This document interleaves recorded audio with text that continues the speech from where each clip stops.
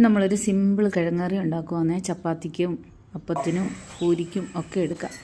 അപ്പം തക്കാളി, സവാള, കിഴങ്ങ്, പച്ചമുളക് വേണം. പച്ചമുളക് ഇല്ലായിരുന്നു. അപ്പോൾ അതരിഞ്ഞ് കുക്കറിനകത്ത് ഉപ്പും മഞ്ഞൾപ്പൊടിയും ചേർത്ത് വെള്ളവും ചേർത്ത് നമുക്ക് ഒരു 3-4 വിസിൽ കേൾപ്പിച്ച് വേവിക്കാം. അപ്പം സാധാരണ ഞാൻ കിഴങ്ങറി വെക്കുമ്പോൾ വഴട്ടിയൊക്കെ വെക്കുന്നത്. ഇപ്പോൾ അതൊന്നുമില്ല, ഒത്തിരി മസാലയൊന്നും ചേർക്കുന്നില്ല.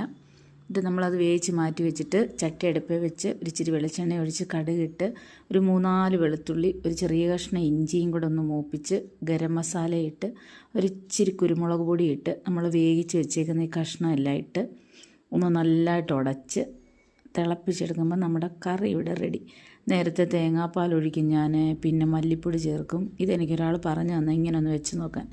അപ്പോൾ കാണുമ്പോൾ ഒരു കറുത്ത കളറൊക്കെ ആണെങ്കിലും കറി സൂപ്പറാണ്, നല്ല ടേസ്റ്റുണ്ട്. നല്ല ടേസ്റ്റ് എന്ന് വെച്ചാൽ നല്ല ടേസ്റ്റ്. അപ്പം നമ്മുടെ രാവിലത്തെ കുഞ്ഞിപ്പാചകം